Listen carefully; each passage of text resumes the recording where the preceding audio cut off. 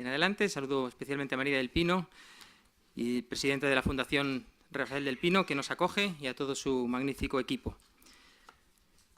Como director de Ediciones Encuentro, debo expresar que es para nosotros un honor y un gusto publicar este libro de Fernando García de Cortázar en nuestra editorial, aunque suene atópico, pero no lo es. Es un honor porque Fernando es uno de los autores más respetados y leídos en nuestro país.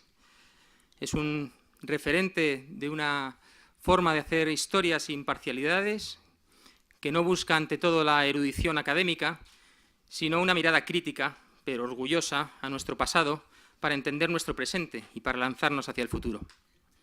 Es uno de esos escasos ejemplos de un compromiso convencido de los intelectuales, de un intelectual, para con su sociedad.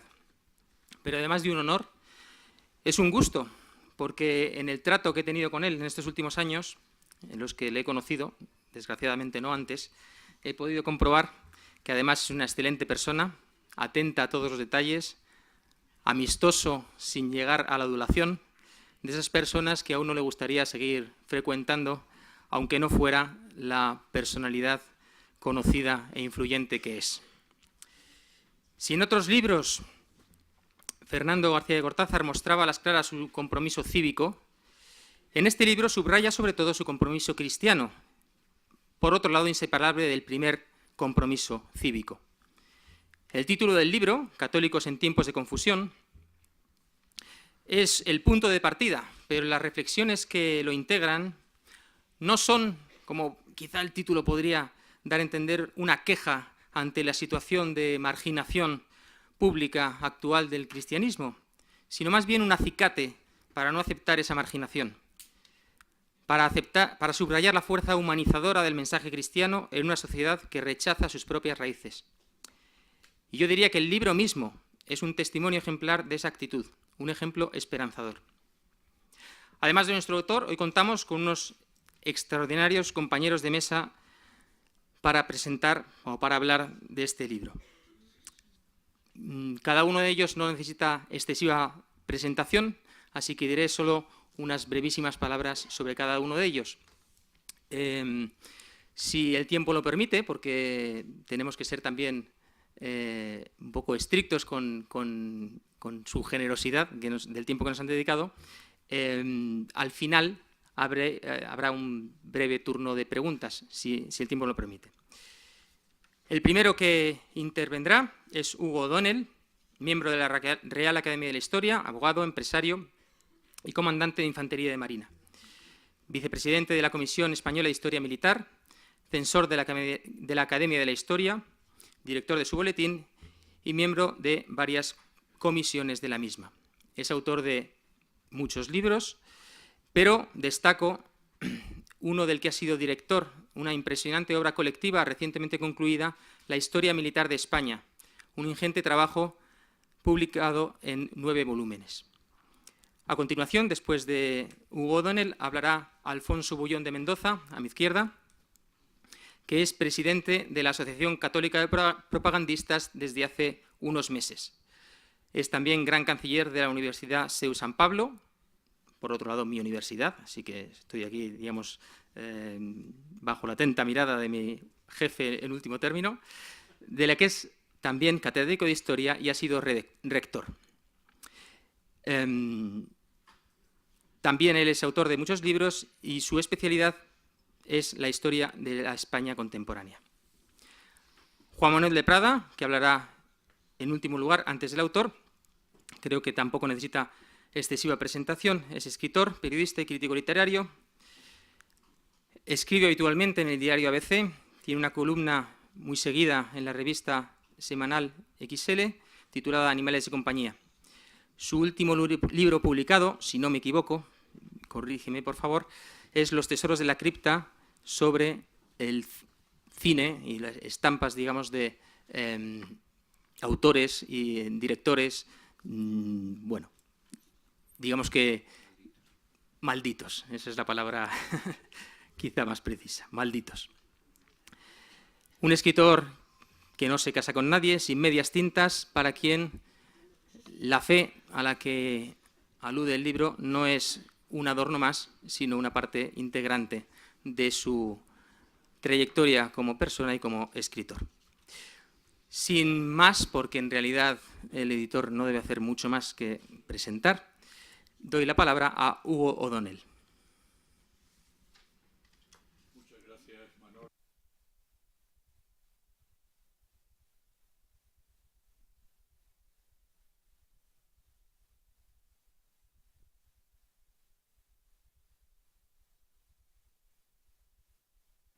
Comenta preocupado a su camarada, el filósofo Horacio: "Something is rotten in the state of Denmark". Hay algo que huele a podrido en Dinamarca. Algo percibido hasta por los niveles más elementales y algo que es o que él considera medular. En el libro que hoy presentamos, en su excelente prólogo, el autor es Marcelo, que viene a decir lo mismo. Algo grave le está pasando a este hermoso país. Es una razón de ser y un arranque para un libro referido al día a día de sorpresas negativas que sufrimos, que reflejan y suponen, bajo el disfraz de la moda de la corrección y de la trivialidad, un atentado continuado de suma y sigue a nuestra herencia moral y cultural. Está escrito en una coyuntura muy reciente, desde la España de ahora mismo, aunque no inmediata respecto a nosotros, como explicaré. De este prólogo se desprende que la chispa que provoca la redacción de un libro muy pensado es la urgencia constitucional de manifiesta escasez, patente en una actuación oficial nebulosa, oportunista, claudicante, los síntomas políticos y sociales de una enfermedad más profunda, de un cuerpo social debilitado. Fernando García de Cortázar pasa acto seguido y en el cuerpo de este ensayo de ser Marcelo a ser Horacio, el observador de una sinrazón, una locura, en este caso una fiebre social, que es la verdadera línea argumental de la obra como analista racional de causas y efectos de lo que es preciso tomar conciencia. En esta noticia de atentado de lesa identidad colectiva, el autor describe los valores en peligro, ese legado de los pilares de la cultura europea, la concepción filosófico grecorromana y las normas de convivencia del jus civile, honeste vivere, alterum non ledere, sum quique tribuere, interpretadas a la luz de un mensaje de amor, de comprensión y de templanza que las humaniza, ya que sumum jus summa injuria. El autor se vale de su profundo conocimiento y sesudo análisis de la historia, manifiesto en tantas obras, historia, llegamos con los latinajos, tan civile cuan canónica, que analiza como un camino hacia el destino con sus trompicones, errores, temores, condescendencias, que delata y detecta donde honradamente los ve, sin concesión alguna a cualquier tipo de adscripción partidista, aunque se trate de la propia Iglesia, custodia secular del mensaje revelado. Lo que más le duele en ella a nuestro autor son las condescendencias históricas al poder y condescendencias actuales a una opinión pública de los que gritan más fuerte y de los que en alguna ocasión se ha convertido aquella en corifeo. Culpa en los silencios cómplices ante la injusticia y la opresión, por muy razonables que pudieran parecer en determinados momentos históricos.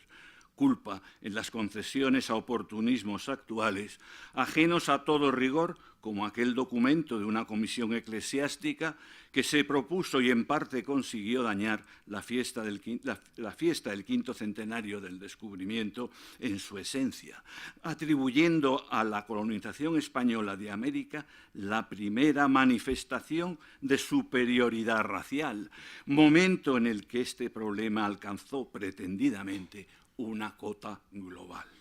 Ocasión bien elegida, como evidencia el autor, momento en el que España pretendía salir de un largo periodo de humildades aceptadas, imaginaciones internacionales consentidas, respondidas con más y más dosis oficiales de complaciente e ignorante indefensión. Efectivamente, querido Fernando, amor o muerto, gran lanzada.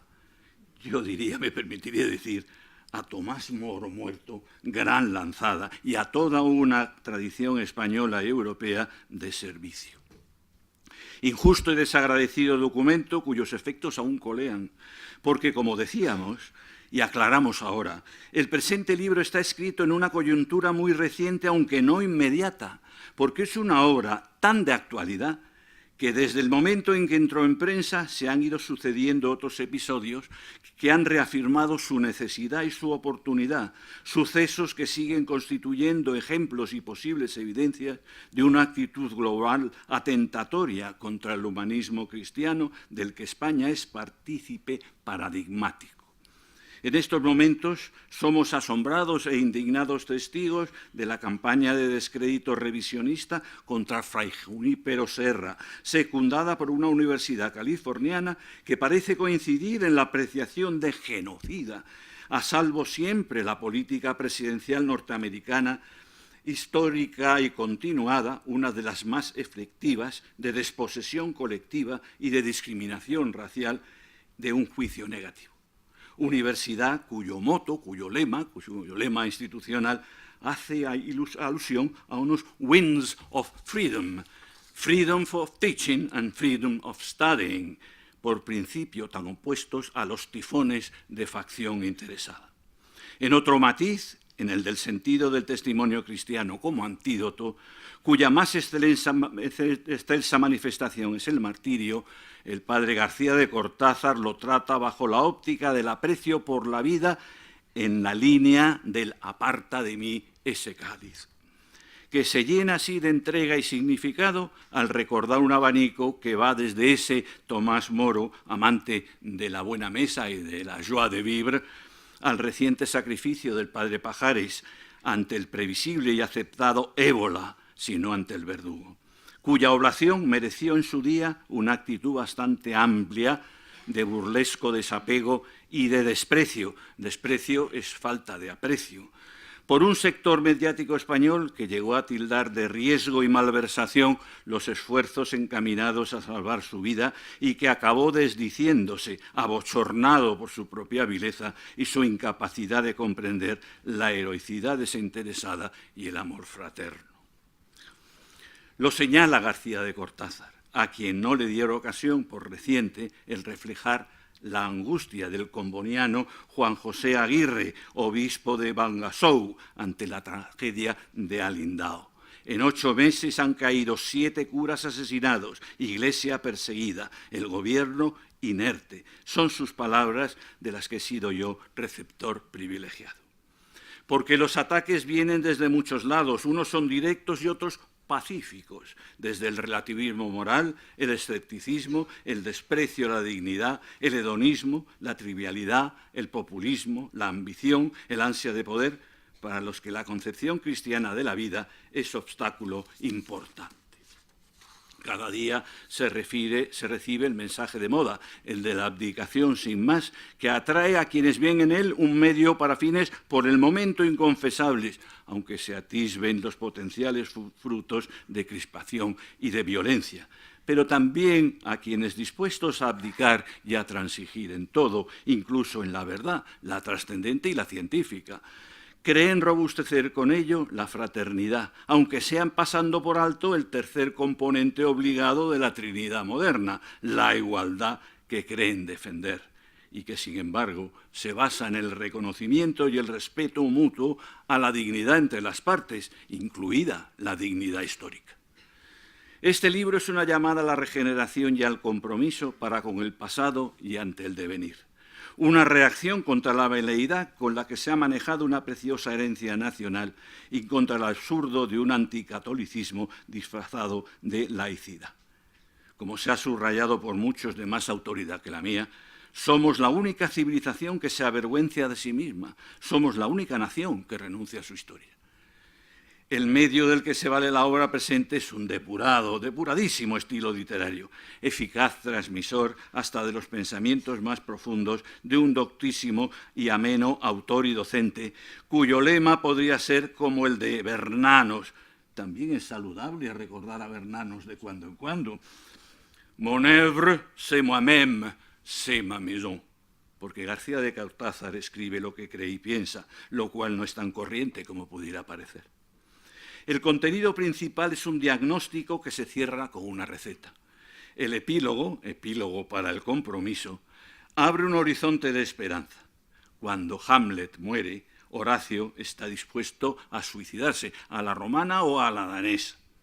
Nuestro libro no termina en la desesperación anticristiana, sino en una esperanza en Dios y en las manos y los intelectos de que quiere este valerse, la sal de la tierra. Cuando René, vizconde de Chateaubriand, opone el genio del cristianismo, defendiendo la sabiduría y belleza de la religión cristiana, afectada por la filosofía ilustrada y por la revolución en su momento, cuando la opone, digo, a la reencarnación del pagano genio imperial en Napoleón, evoca a un historiador valiente que convivió con la locura contemporánea y acabó para la posteridad como juez de ella. Cornelio Tácito. Enfatiza el pensador francés. C'est un vent que ne rompt prospère, Tacite est déjà né dans l'Empire. Porque el historiador cabal es testigo y notario. Necesitábamos de este libro que diera de nuevo vida, razón y contenido a una que estimo frase redonda. Precisábamos de una obra muy explícita, nada tácita en el sentido peyorativo de la palabra, bien expresa como su título, Católicos en tiempos de confusión, obra definitivamente recomendable. Muchas gracias por su atención.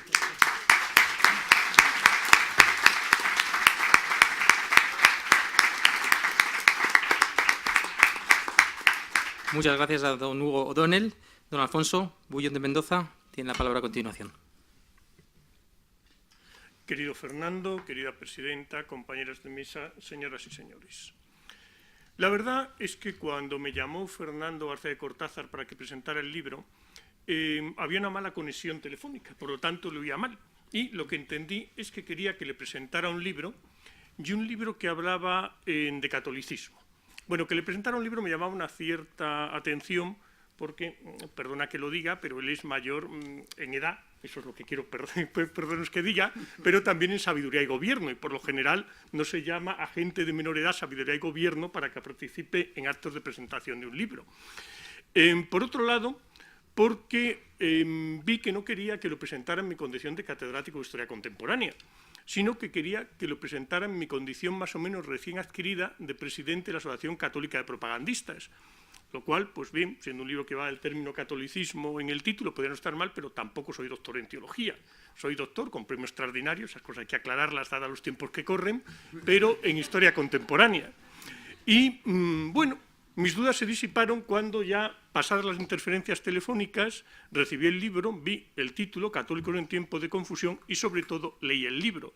Libro que, en fin, hay varias realidades de la Iglesia en España que pueden sentirse aludidas por su contenido, pero evidentemente la que yo presido, la Asociación Católica de Propagandistas, la primera. Y me explico.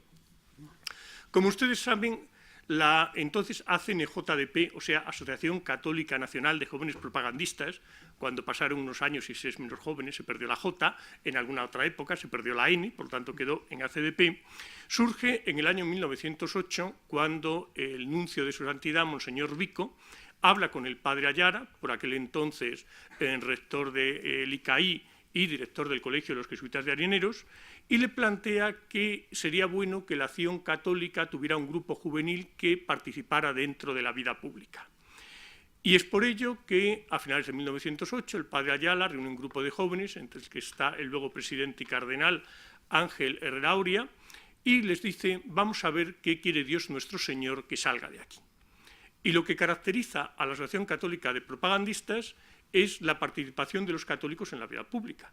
Y de hecho se lanzaron con gran entusiasmo. En el primer año se lanzaron a dar mítines en los teatros, cosa totalmente desconocida dentro de lo que era la propaganda católica de la época.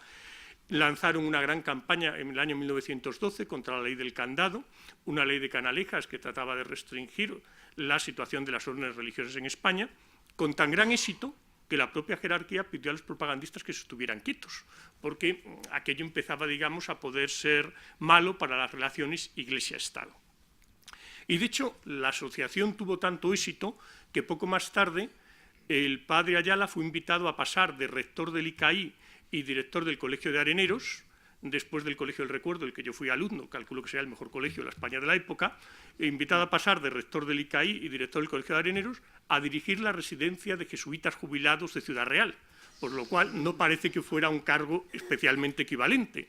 Y de esto hay una correspondencia muy curiosa que publicó José Andrés Gallego entre representantes de la Casa Real y del Obispo de Madrid, que quieren sacar a Ayala de Madrid porque temen que quiera crear un partido político, algún provincial de jesuitas que se niega, algún general de jesuitas que se deja, y bueno, al final pues Ayala, como les decía, acabó en Ciudad Real. La CDP tuvo bastante repercusión en la vida pública de la primera parte y no solo del siglo XX. Está en la fundación del Partido Social Popular, la primera democracia cristiana en España, democracia cristiana entendida a la forma Severino Aznar, que no sería exactamente como se entendería hoy en día. Está también en política durante la Segunda República, pero muy curioso. La CDP, digamos, se caracterizaba por la formación, como decía, de católicos y la intervención de católicos en la vida pública, pero eso no quería decir que se tuviera que serlo desde una forma unívoca. En la Asociación Católica de Propagandistas tendremos durante la Segunda República a un José María Aguerre, presidente del gobierno vasco, a un Carrasco Formiguera, fusilado por nacionalista catalán después de la guerra, y naturalmente lo que es más propio de la CDP, que será su presencia en Acción Nacional, luego Acción Popular, y en la CEDA, que realmente es un partido en buena medida fundado desde la Asociación Católica Nacional de Propagandistas y desde su gran medio de comunicación, el debate, porque desde las primeras décadas del siglo XX los propagandistas tratan de ser muy modernos, hacen un periódico copiado de los grandes periódicos norteamericanos. Marcelino Oreja, el padre del Marcelino Oreja, que ustedes posiblemente conozcan, fue enviado por Ángel Herrera a Estados Unidos para ver cómo funcionaban los grandes periódicos norteamericanos y aplicó ese saber hacer americano en España en el debate, que por eso fue un periódico tan moderno. Pues bien, después de esta participación en la Segunda República, la presencia de los propagandistas en política sigue durante la época de Franco. Hay bastantes ministros de aquella época que estuvieron ligados a la asociación, por lo general en carteras como Educación o Exteriores, que venían muy bien porque daba un referente internacional al régimen. Y luego esa presencia dentro de la vida pública continúa en la transición, continúa, pues pensemos en el Grupo Tácito, pensemos también que el primer gobierno de Adolfo Suárez es conocido como un ministerio de los propagandistas, con un vicepresidente propagandista como es Alfonso Osorio, pero también con varios ministros propagandistas en ese gobierno y los que siguen, o en otros puestos como Landelino Lavilla, Marcelino Oreja, Otero Novas, Íñigo Cabero, etcétera, etcétera. Pero, y por eso digo que este libro puede tener algo de interpelación, es cierto que en las últimas décadas la Asociación Católica de Propagandistas ha estado mucho menos presente en el ámbito de la vida pública, porque la Editorial Católica, que también fue una obra de la Asociación Católica de Propagandistas, desaparece, y porque la CDP se va a centrar en sus obras educativas, en el CEU. Y es verdad que hacemos desde hace 20 años unos congresos de católicos de vida pública, pero no es lo menos que no participamos posiblemente en la vida pública tanto como debiéramos. Claro, por eso cuando leemos este libro introduce varios elementos de reflexión. El libro, hay que señalar que es un libro que cuenta también con la colaboración de Francisco José Gómez Fernández, al que hay que facilitar por las magníficas introducciones y criterios en la selección de textos. Es un libro muy bien escrito, o sea, que Fernando García de Cortázar escribe muy bien, pues no hace falta contarlo, pero incluso sabiendo que Fernando García de Cortázar escribe muy bien, cuando lees este libro te quedas maravillado de lo bien que escribe. Es decir, es un libro de prosa poética, es un libro que, igual que hay veces que se recomienda leer a Zorín, leer Blanco en Azul para escribir bien, oiga, mejor recomienden esto, porque realmente me parece un libro fantástico. Y luego es un libro también muy profundo desde el punto de vista teológico. De hecho, el autor podría ser incluso un jesuita. Y hay que decir que pese a ello, es un libro que se lee maravillosamente bien y que se entiende muy bien todo lo que se dice, porque a veces hay magníficos libros de teología, pues que hay que ser doctor en teología para entenderlos, pero no, este se le entiende todo. Bien, yo destacaría algunas de las cuestiones que plantea. Fernando señala que se han abandonado los valores tradicionales de nuestra civilización y se ha hecho gala del más iracundo anticatolicismo, socapa de laicismo. Pero más que el ruido de tanta letanía anticlerical, lo que desalienta es el silencio de los católicos, su terror a ser mirados como altaneros residuos del pasado, tratando de proteger sus privilegios. Es decir, lo malo no es tanto el ataque, sino lo malo es la falta de respuesta, la falta de presencia. Como lo hizo Blas de Otero, pedimos la paz y la palabra, porque sobre una se construye y en la otra se convive. En esta hora grave de España tenemos que hacer que nuestros valores, los propios de la civilización occidental, sin ser los de todos, pasen a tener una bien asentada hegemonía cultural. Esto es algo que posiblemente el catolicismo español ha tardado mucho en comprender. Hay un secretario del Partido Comunista Italiano, Gramsci, que en la prisión al que le confinó Mussolini durante largos años, pues se puso a reflexionar sobre que aquello de la lucha de clases parecía que no funcionaba. Entre otras cosas porque, como señala muy acertadamente José Calvo Sotelo en España, habían surgido unas clases que eran las clases medias, que hacían de clases intermedias y que hacían que la revolución fuera mucho más difícil. Y por tanto, ¿qué plantea Gramsci? Si queremos hacernos con el poder, lo que tenemos que hacer es con el control cultural, con la hegemonía cultural. Y esto es algo que desde algunos ámbitos, los ámbitos de la izquierda, se ha entendido muy bien, y de hecho hay una gran hegemonía cultural por parte de esos sectores, y desde otros apenas se le ha dado importancia. Hay que decir que es verdad que desde algunos ámbitos puede que la percepción de la cultura pues, sea más limpia, pues simplemente el disfrute del gozo estético, de lo que son las obras de arte en sí, pero de otro claramente es concebido todo lo que es la cultura como un arma al servicio de la política, incluso de la revolución. El libro reprocha a quienes separan su vida privada de católicos de su vida pública, aceptando que los preceptos morales son un aspecto reservado a la conciencia individual. Se pretende que la fe cristiana no proponga soluciones concretas a problemas de actualidad. Sin intelectuales que hagan del cristianismo una toma de posición ante el mundo, sin dirigentes políticos que hagan del cristianismo un orden moral, lo que estamos haciendo no es enriquecer las posibilidades del hombre, sino arrebatarles el sentido último de la libertad. Lo que hacemos no es dar testimonio de nuestro respeto ante las opiniones ajenas, sino dar fe de nuestra indiferencia ante la suerte de todos. Realmente es una postura egoísta lo que plantea por parte de los católicos, porque si hay algo propio del catolicismo es querer transformar la sociedad. Hay algún capítulo, alguna zona del libro que me agrada enormemente, como la defensa que hace del Concilio de Trento y de la libertad que representa el Concilio de Trento, que es algo que se suele olvidar. Por meterme en algún aspecto de los que él no toca, piensen ustedes que a lo largo del antiguo régimen, en España, el defensor del amor es el catolicismo. Frente a todos los intentos de pragmáticas de matrimonios desiguales de la época medieval o de la famosa pragmática de Carlos III, el Concilio de Trento determina que el amor es producto del libre albedrío del hombre y que, por tanto, frente a la doctrina protestante, que tú te casabas con quien dijera el rey o con quien dijera tu padre, en la religión católica todo el mundo se debe poder casar con quien quiera. Y si en la época del antiguo régimen tú tratabas de imponer un matrimonio, la respuesta podía ser que te encontrabas con el simpático tribunal de la Santa Inquisición que tomaba cartas en el asunto porque tú estabas tratando de conculcar la voluntad de Dios. Había unos juicios de disenso, pero digamos que el garante del amor era precisamente el tribunal de la Inquisición. El cristianismo no es una crítica del mundo, plantea Fernando, sino una propuesta de salvación. Es algo que es, vamos, absolutamente básico, pero que muchas veces se olvida. Simplemente parece que los católicos somos esos que gruñimos ante cosas que no nos gustan, olvidando que lo que tenemos que hacer es proponer una sociedad distinta. Hemos de terminar con esa resignada cancelación de nuestra intervención pública, por temor a que se nos acuse de lo que debería enorgullecernos. Ser cristianos que desean llevar sus propias soluciones a unos problemas abismales, en los que los españoles no solo se están jugando su progreso material, sino su carácter de herederos de una civilización, la calidad de su vida como fruto de 2000 años de espléndida fundación de un hombre nuevo. Nos corresponde regresar al espacio público, a la arena pública, al conflicto social, a la tierra en la que el cristianismo durante 20 siglos no ha dejado de dar la voz de alarma justa, la palabra adecuada de consuelo, el grito de escándalo ante el atropello y la promesa de felicidad que se le oculta al hombre de nuestro tiempo. Pues bien, hablaba al principio de que si algún movimiento de iglesia debía sentirse en España especialmente interpelado porque sería su obligación estar haciendo todo esto, sería la Asociación Católica Propagandista, y por eso, en cierto sentido, he recogido el guante y te comunico que entre los regalos navideños del miembro del Consejo Nacional, del ACDP y del Patronato de la Fundación Universitaria San Pablo CEU, como podrá constatar el editor, pues se encuentra este libro, que espero que nos sirva de guía.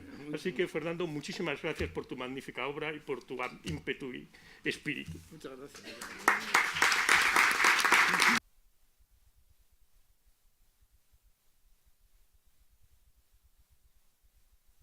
Muchísimas gracias, Alfonso. Y tiene la palabra a continuación Juan Manuel de Prada. Muchas gracias. Es un inmenso honor estar hoy aquí participando en la presentación de este espléndido libro de Fernando García de Cortázar, Católicos en tiempos de confusión. Muchas gracias a la editorial también por haber querido contar conmigo. Gracias a quienes conmigo hoy comparten mesa y muchas gracias al público presente. Hablar de Fernando García de Cortázar es hablar de un coloso de nuestra cultura, uno de esos personajes excepcionales, dotados de una pluma brillante. A ello ha aludido antes Alfonso Bullón de Mendoza. Efectivamente, si algo nos prende de los libros de Fernando García de Cortázar es su escritura, una escritura muy personal, de una gran belleza, siempre una escritura llena de ardor y de ardor apostólico, podríamos decir, incluso porque es un ardor que ya no solamente se traduce en belleza, sino también en una capacidad única para hacer vibrar al lector con las aventuras que en estos libros encontramos, que son siempre aventuras del pensamiento, ideas brillantes, ideas en liza con el tiempo en el que nos ha tocado vivir, ideas siempre vibrantes y enaltecedoras. Antes su editor resaltaba cómo la vocación cívica del autor está íntimamente ligada con su actitud, con las actitudes que brotan de su fe religiosa, ¿no? Y del compromiso que ha adoptado en su defensa. Y en este libro lo vemos muy especialmente. Yo creo que en toda la obra de Fernando García de Cortázar, su mirada sobre la realidad, sobre los grandes problemas de nuestro tiempo, el reto que esos problemas le plantean y la audacia con que nuestro autor siempre los aborda, está muy presente, naturalmente, su condición, que no es condición, sino naturaleza íntegra de católico. Pero en este libro, naturalmente, pues nos encontramos con una muy personal mirada sobre la realidad desde la irrenunciable condición de católico del autor. En el libro, efectivamente, hay una serie de ideas, me atrevería a decir, centrales. A la principal de ellas ha aludido Alfonso Bullón de Mendoza y también Hugo O'Donnell en su intervención. El católico no puede resignarse al papel que se le está asignando en esta época, en donde prácticamente se le pide que su fe quede recluida en la vida privada, o en todo caso en una serie de cultos y de actos de piedad referidos a su fe, sino que tiene que salir a la palestra pública, tiene que medirse con las ideas que hoy en día se están generalizando en nuestro tiempo y tiene además que tener el valor de no acomplejarse, tiene que saber que aquello que está defendiendo ha sido el material fundente con el que se ha hecho nuestra civilización. Una civilización que ha sido creada de alguna manera por la fe católica, o al menos llevada hacia un estadio nuevo, y que desde luego no podría sobrevivir sin esa fe. En este sentido, esa idea de la carta de Diogneto, de que los cristianos somos el alma de la sociedad, y que indudablemente pues al alma no le gusta tener que cargar con un cuerpo, pero sin embargo todos los días tiene que repetir ese gesto, ¿no?, de dar vida a ese cuerpo y de ser de alguna manera su guía, pues creo que está perfectamente ilustrado en estos católicos en tiempos de confusión. Hay también otra idea que me parece íntimamente ligada, su corolario natural, digámoslo así, de lo que estamos hablando, que Fernando García de Cortázar expresa con palabras memorables. Refiriéndose a la actitud que el mundo tiene con los católicos o con los cristianos, dice Fernando García de Cortázar: han tomado a los cristianos como una secta de individuos ensimismados en el deleite de su fe, indiferentes a la realidad terrena, sepultados bajo el peso de una trascendencia paralizante, cobijados en un mundo en que la densidad de la luz divina no nos permite mirar a los hombres cara a cara. Esta es una gran idea que vertebra todo el libro. Naturalmente que el horizonte del cristiano es sobrenatural y ve en esta vida un tránsito hacia las promesas que le han sido confiadas. Pero el cristiano tiene la obligación de hacer de su fe algo actuante y presente en esta andadura, en esta vida terrenal. Y por lo tanto en todas las realidades naturales, con las que el cristiano se enfrenta. Su fe se tiene que encarnar y se tiene que hacer presente en todas las realidades culturales, políticas, sociales, económicas, culturales. Esta idea, como digo, creo que es constante en el libro y creo que es la gran enseñanza a la que Fernando García de Cortázar con este libro nos obliga.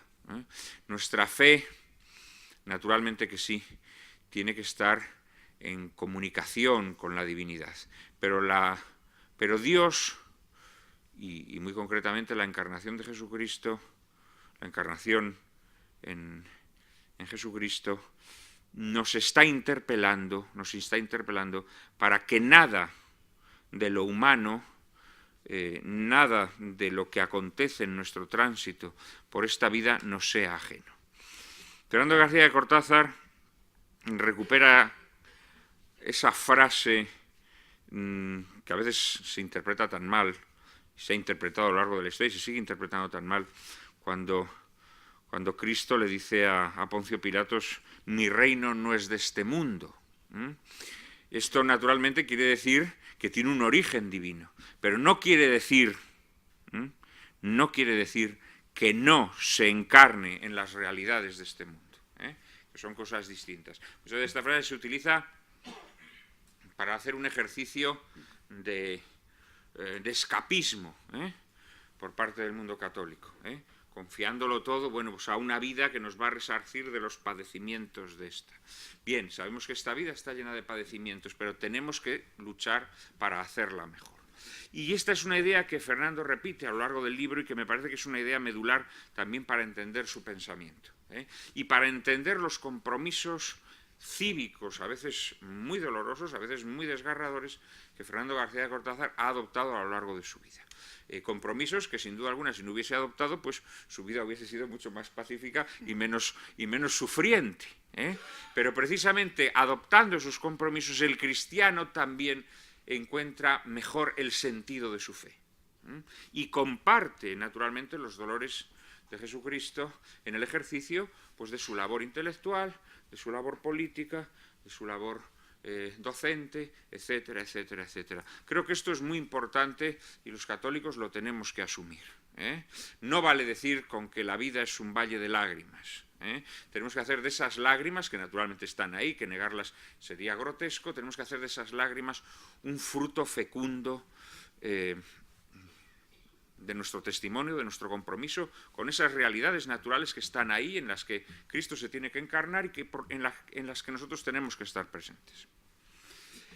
El libro está muy bien preparado, además, efectivamente, y hay que mencionar aquí la estupenda labor que ha hecho Francisco José Gómez Martínez, ordenando los textos, agrupándolos, siempre de forma iluminadora, y permitiéndonos bueno, pues pasar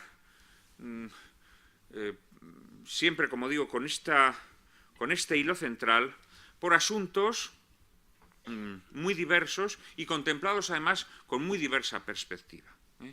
Todo el libro está muy hermosamente contagiado por la temperatura del autor, por esa temperatura apasionada con la que mira pues, las desgracias que hoy en día tristemente nos golpean, y siempre con una mirada muy esperanzada en la capacidad que tenemos los seres humanos y muy concretamente los católicos para afrontar y remediar esas desgracias.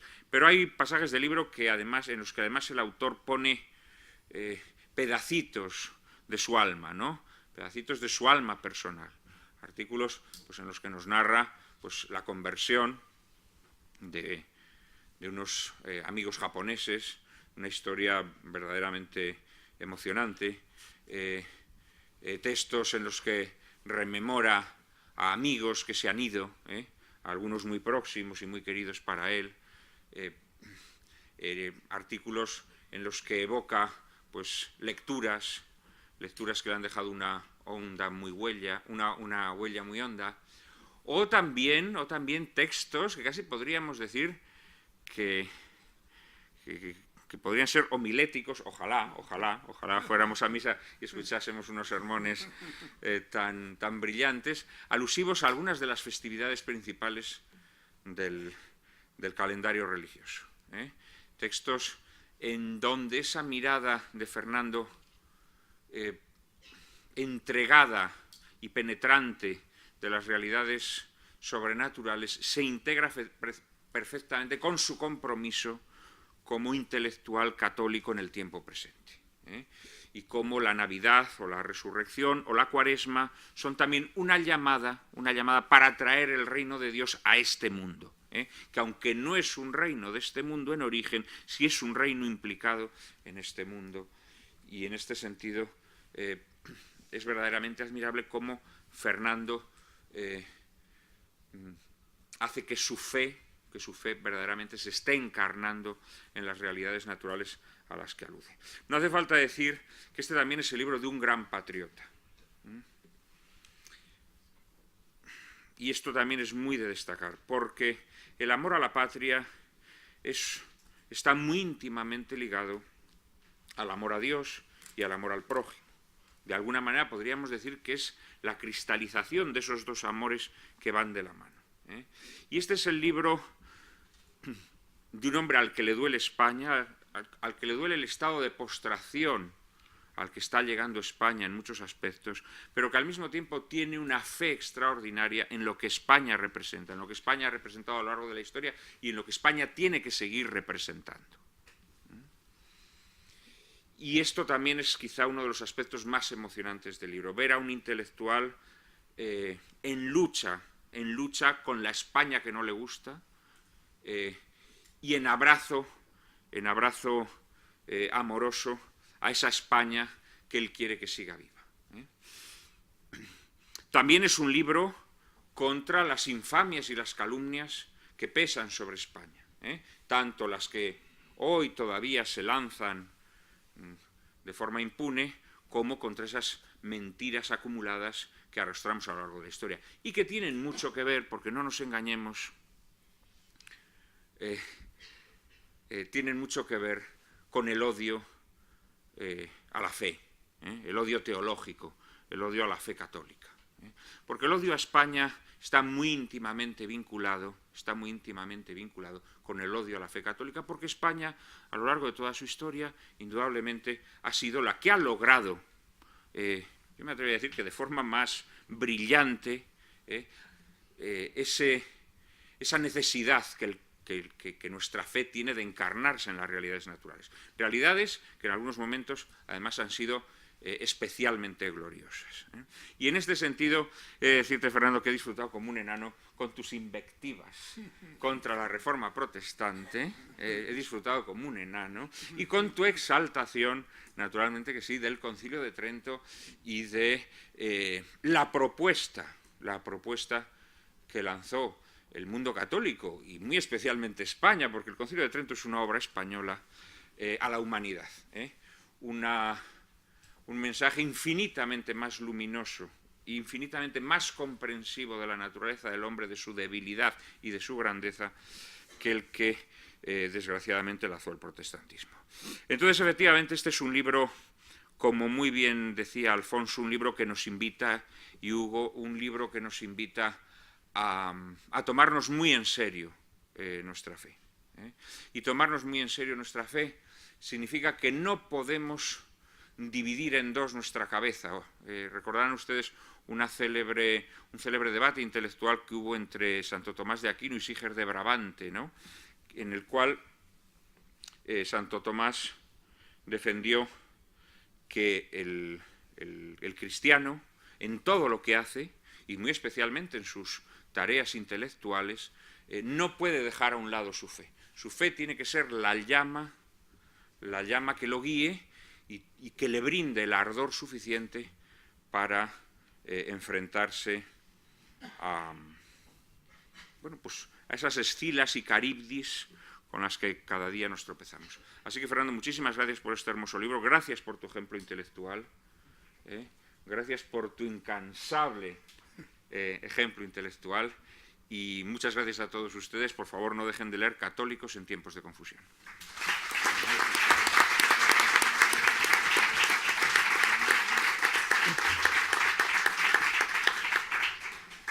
Queridos amigos y queridos amigos también de la Fundación Rafael del Pino, amigo mío, voy a utilizar para despedida de este acto, espero que se oiga bien, ¿no? Uno tiene una doble afición al micrófono en su condición de cura y en su condición de profesor, entonces entiendo que se debe oír bien. Muchas gracias. Voy a utilizar en mi despedida de este acto y en mi presentación personal del libro de un género que también es un género eclesiástico y debía ser un género literario, que es la oración. Pero yo, ya lo digo desde el comienzo, mi oración como manifestación de la fe y no como defensa de una ortodoxia. Y como quienes me conocen pueden estar seguros tanto de lo primero, de manifestación de la fe, como del otro, que no me preocupa la defensa de la ortodoxia. Por eso voy a orar con ustedes en este acto y en esta despedida también, que es un modelo que me viene bien después de agradecer enormemente a quienes me han presentado, que han sido tan generosos, que me llevo en el corazón esas palabras fruto de su generosidad, que también me viene bien porque probablemente cumple con lo que mi queridísimo editor me ha impuesto y me ha ofrecido, que son 12 o 13 minutos. No sé si en estas horas o en estos próximos días de diciembre, no lo sé si en estas horas, días de diciembre, cuando se cumple el momento exacto de tu nacimiento. No se ponen de acuerdo, efectivamente, los historiadores, como tampoco lo hacen para que sepamos si tu edad, el tiempo de tu experiencia en la tierra, ha sido el que ha llegado a perpetuarse entre nosotros. Las fechas principales de la vida de un hombre, su llegada y su partida, siempre nos deben parecer menos importantes que sus actos, en los que la vida cobra el sentido de la existencia. El origen y el desenlace de una vida humana son sagrados, disponen de una perfecta individualidad, pero el carácter de la persona se constituye en una experiencia de relación con el mundo, en una forma consciente de descubrir su propio significado. Tu nacimiento y tu pasión final no pueden comprenderse más que enlazándolos, conteniendo en ellos mismos y en el período que cumplen tu mensaje, tu ejemplaridad, la pronunciación del fin de una época y, sobre todo, del principio de lo que somos. Porque, ciertamente, como insisto en el libro, no somos más que aquello en lo que creemos. Solo hay, sin embargo, un modo de creer en ti, Jesús, porque no viniste a señalar el camino de una fe desnuda y silenciosa, sino el rumbo de una confianza en el destino del hombre y de una exigencia sobre la conducta en la que le obligaba su propia libertad.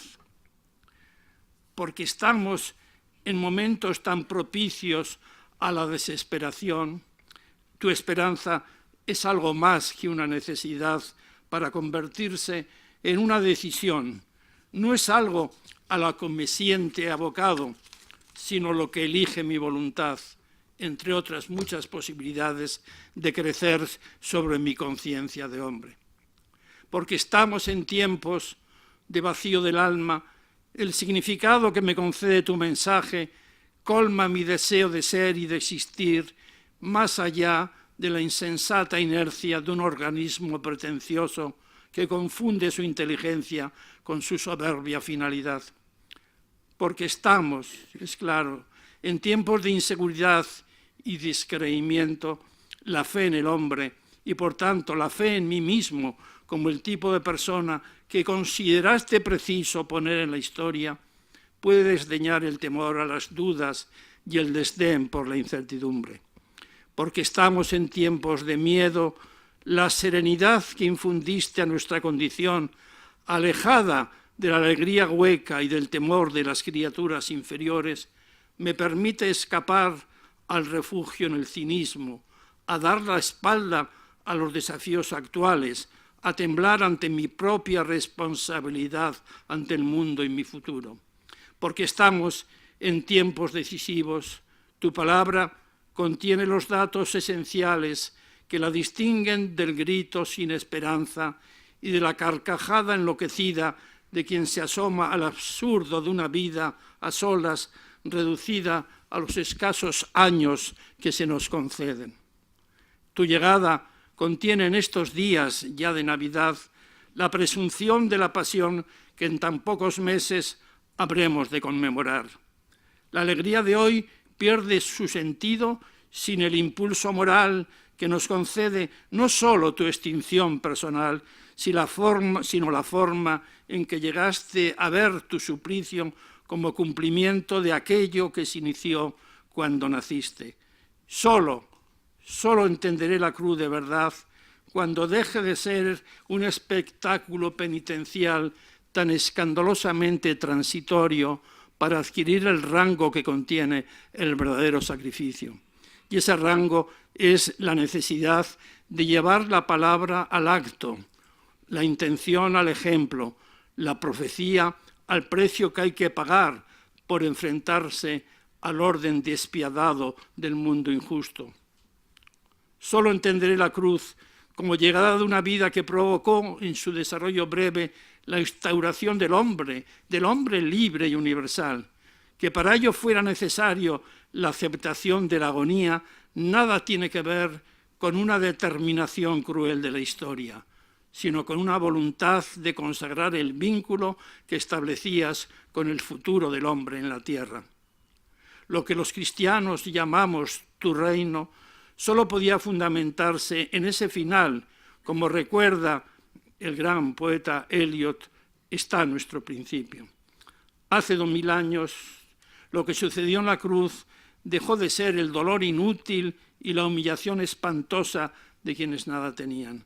Con esa cruz en la mano, con ese signo iluminando nuestros pueblos y ciudades, nuestras universidades y escuelas, nuestra mente y nuestro corazón, España y Occidente entero adquirieron una identidad liberadora, una confianza en que la bondad no era una determinación natural, sino una decisión inspirada por el Espíritu.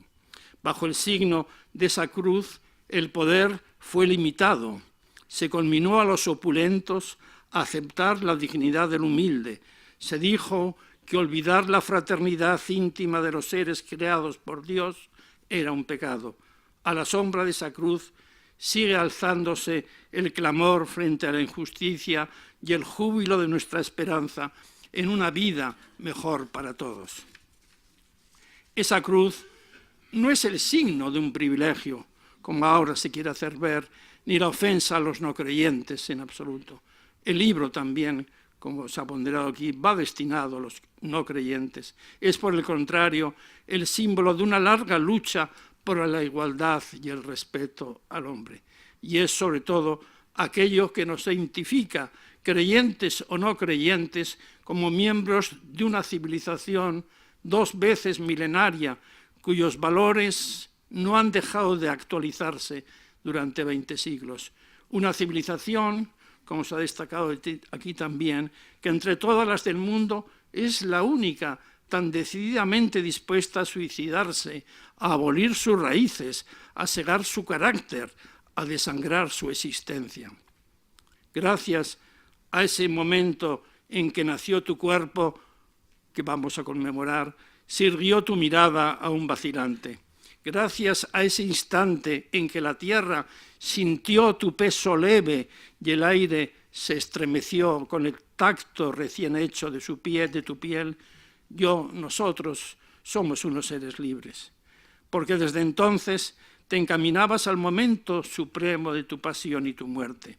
No podía ocurrir de otro modo cuando venías a proclamar el final de una historia desdichada, el final de una historia inhumana y a establecer nuestra condición íntegra y digna. Hablaste contra un mundo receloso, egoísta y donde cualquier atisbo de compasión y fraternidad habían de cancelarse ante las exigencias de la barbarie y del poder presuntuosamente hincado en la superioridad de algunos. Hablaste frente a quienes creían que solo unos cuantos eran merecedores de ser un pueblo escogido. Hablaste frente a quienes habían perdido toda esperanza de redención y creían que la existencia solo era un extraño cauce por donde corría el fluido de nuestra sangre inútil. Solo en tu nombre, Jesús, puedo enfrentarme a un mundo que te ha olvidado. Solo desde ese principio moral al que me has enfrentado puedo medir la grave responsabilidad que es una vida y, por tanto, el carácter sagrado de todas las vidas ajenas. Solo por ti mi existencia no termina en mí mismo, sino que se alienta en la respiración de todos cuantos viven, quieranlo o no, a tu sombra, quienes sufren por el incumplimiento doloroso de tu ejemplo, quienes se regodean en el desprecio a tu palabra, quienes llevando una existencia indigna, ajena al hecho de ser portadores de una conciencia elaborada en 2 milenios de valores fundados por ti y realizados en la historia. Todos ellos son mucho más que mi circunstancia. Son ciertamente mi trascendencia en la tierra, son mi propia vida más allá de mi cuerpo, son el sentido que he de dar a una preciosa intimidad que nunca, nunca puede ser indiferencia. Hoy, cuando el sufrimiento de la mayoría de las personas que solo tú me has hecho considerar hermanas, se une el desmantelamiento de una cultura debida a tu mensaje, quiero rezarte también, como rezarían mis amigos laicos no religiosos, quiero rezarte con una oración en la que mi conciencia vuelve a sentir con fuerza la humildad y la grandeza de mi alma individual, única y parte de un gran proyecto al que tú diste voz y por tanto tu nombre. Poco me importa que quienes son porteadores de tu herencia a veces hayan olvidado con tanta jactancia como flaqueza de espíritu que tu palabra nos atañe a todos, también a los no creyentes, que para mí, el cristiano, como para muchos, es una fe en la inmortalidad, pero también para otros es la seguridad de la permanencia de unos valores en esta tierra, a los cuales también yo dedico este libro. Por ello, en momentos en que creo, Jesús, que eres indispensable en un mundo que solo sobrevive, te agradezco la vida que me has dado, desde el fondo de mí, desde el centro del hombre rescatado por ti. Pange lingua gloriosi, corporis mysterium, sanguinisque preciosi, quem in mundi precium. Traducido, canta o lengua, palabras emocionantes de Tomás de Aquino, canta o lengua el misterio del glorioso cuerpo y de la sangre preciosa que el Rey de las Naciones, fruto de un vientre generoso, derramó en rescate del mundo. Muchas gracias.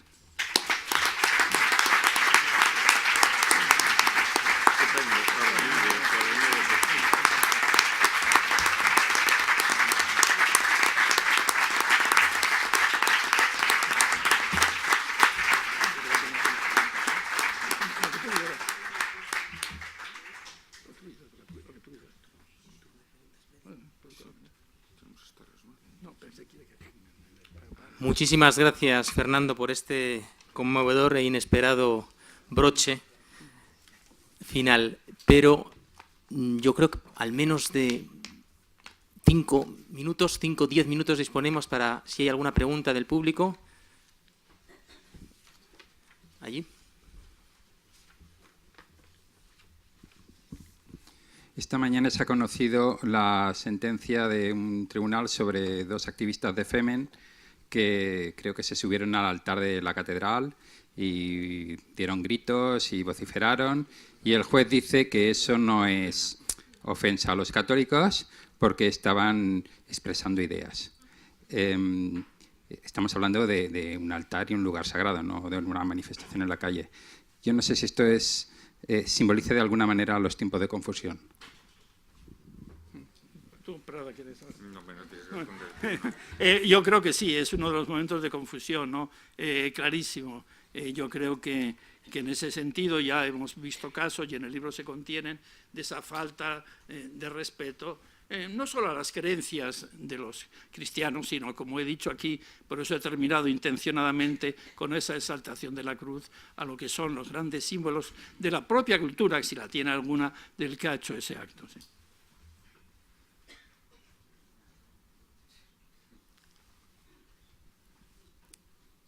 Bueno, si no hay... ¿Sí? ¿Una pregunta aquí? Muchas gracias. ¿Hay micrófono para que le oiga a todo el mundo? En su reciente libro, presentado aquí hace unos días, Manuel Valls, ex primer ministro de Francia y candidato a la alcaldía de Barcelona, destaca como uno de los grandes valores de la República Francesa la laicidad, pero lo repite como valor supremo y justificando y alabando el hecho de haber retirado de los espacios públicos y de las aulas cualquier símbolo religioso, en particular el crucifijo, porque no se retiraba la media luna, porque no había, ¿no? ¿Cómo contemplan ustedes esta visión de la laicidad como elemento positivo y gran valor supremo? Yo le diría a Alfonso que contestara, ¿no? Ya que él se caracteriza por la militancia en los terrenos católicos y laicos, que efectivamente, si no defiendo, lo contesto yo con mayor agresividad. Tú primero con mayor agresividad. No, a mí me extraña esa, diríamos, erosión que se produce en el caso francés, pero que es connatural, diríamos, al origen de la República Francesa, ¿no? Es decir, pero yo creo que en otras declaraciones, tú dices de Valls, ¿no? De Valls siempre he visto que ha habido un respeto a lo que es Europa, porque realmente, más allá de que la República Francesa se identifique con la idea de, y aquí probablemente igual me voy a pelear con mi amigo Juan Manuel de Prada, es que yo también le diría que esas ideas que constituyen la esencia de la República Francesa son cristianas, ¿no? O sea, la igualdad, la libertad y la fraternidad con la cual comienza la afirmación republicana en Francia, como yo digo en este libro, son origen de que en un momento determinado se dijo al comienzo de la era cristiana de que los hombres eran iguales, que eran fraternos y que no podían ser explotados. O sea que yo creo que eso. En lo que sí entiendo es la diferencia que puede haber, y eso sería otro debate, entre la concepción de la República Francesa y la Convención de España, en la cual yo creo que efectivamente el hecho católico no se puede apartar en buena parte de la gran trayectoria de España, ¿no? Yo en ese sentido creo que soy... claro, y luego ellos también deben tener problemas, como lo están teniendo gravísimo, con el hecho de que de repente a las 5 de la tarde un señor mire a la Meca y se ponga de rodillas en plena calle, ¿no? O sea que esa afirmación yo creo que no se puede enfrentar al hecho de que Francia, diríamos, también la hija predilecta de la Iglesia, como se dijo en un momento determinado, pensemos que nosotros, que yo creo que en ese momento Francia también tenía, Alfonso, ¿no?, derecho, cuando sale elegido Pío X, y porque iba directo a ser sucesor de León XIII, el cardenal Rampolla de Píndaro, que pone el veto, el Imperio Austrohúngaro. Yo creo que en ese momento, año 1903, yo creo que Francia también tenía el derecho a veto, ¿no? Sobre los pontífices.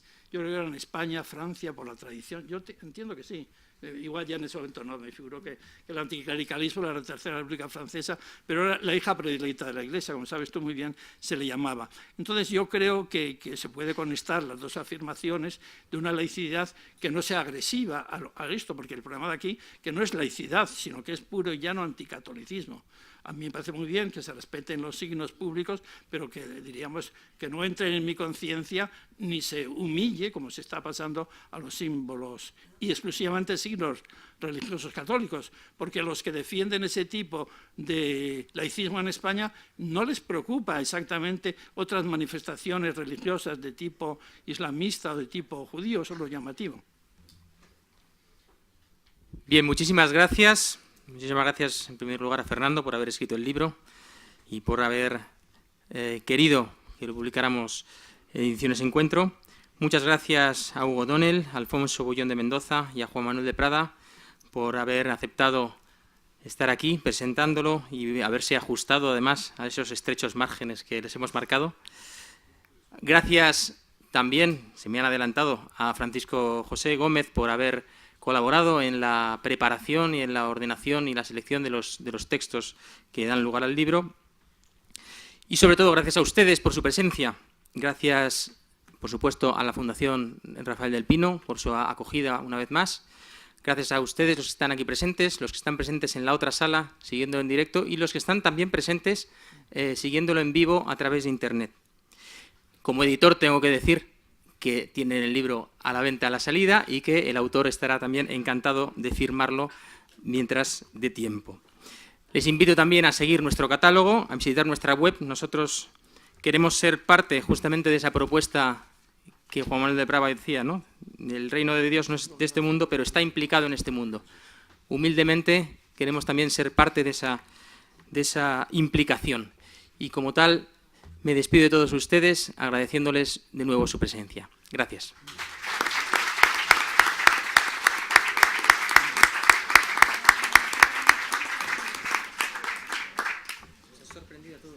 ¿Ah, sí? Felicidades, Fernando, es de lo mejor que te he oído. Muchas gracias, muchas gracias. De lo mejor que te he oído. Gracias.